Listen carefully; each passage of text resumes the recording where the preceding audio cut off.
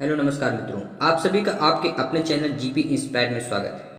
मित्रों, यह कहानी एक पहेली की तरह है। पहेली यह है कि जर्जर भवन, 32 नौकर, 5 रानियां और सूखा हुआ समुंदर। आप इस पहेली का उत्तर जानने के लिए कहानी को ध्यान से सुनिए और पता चलने पर कमेंट करके जरूर बताइए।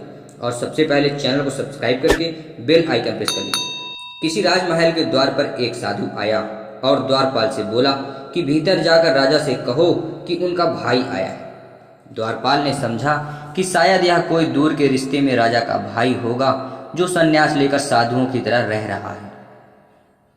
सूचना मिलने पर राजा मुस्कुराया और साधु को भीतर बुलाकर अपने पास बैठा लिया। साधु ने पूछा, कहो अनुज, क्या हाल चाल है तुम्हारे? राजा बोला, मैं ठीक हूँ, आप कैसे हो भैया?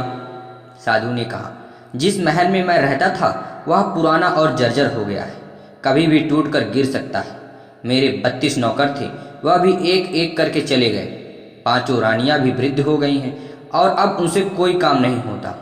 यह सुनकर राजा ने साधु को 10 सोने के सिक्के देने का आदेश दिया। साधु ने 10 सोने के सिक्कों को कम बताया।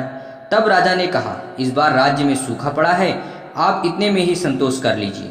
तब साधु बोला, मेरे साथ 7 समुंदर पार चलो, वहां सोने की खदानें हैं। मेरे पैर पड़ते ही समुद्र सूख जाएगा। मेरे पैरों की शक्ति तो आप देख ही चुके हैं।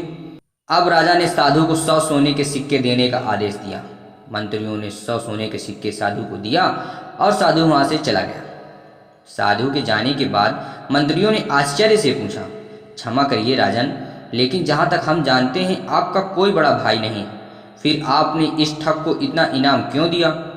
राजन ने समझाया, देखो, भाग्य के 2 पहलू होते हैं, राजा और रंक। इस नाते उसने मुझे भाई कहा। जर्जर महल से उसका आशय उसके बूढ़े शरीर से था। 32 नौकर उसके दांत थे और 5 वृद्ध रानियां उसकी 5 इंद्रियां हैं। समुद्र के बहाने उसने मुझे उलाहना दिया कि राजमहल में उसके पैर रखते ही मेरा राजकोष सूख गया, क्योंकि मैं उसे मात्र 10 सिक्के दे रहा था, जबकि मेरी हैसियत उसे पूरा सोने से तौल देने की। इसलिए उसकी बुद्धिमानी से प्रसन्न होकर मैंने उसे 100 सिक्के दिए और कल से मैं उसे अपने राज्य का सलाहकार नियुक्त करूंगा। मित्रों, इस कहानी से हमें यह सीख मिलती है कि किसी व्यक्ति के बाहरी रंग रूप से उसकी बुद्धिमत्ता का अंदाजा नहीं लगाया जा सकता है।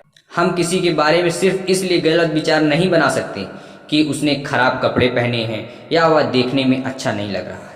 मित्रों, आपको यह कहानी कैसी लगी हमें कमेंट कीजिए। पसंद आई हो तो वीडियो को लाइक करके चैनल को सब्सक्राइब कीजिए और बेल आइकन जरूर प्रेस कीजिए। धन्यवाद।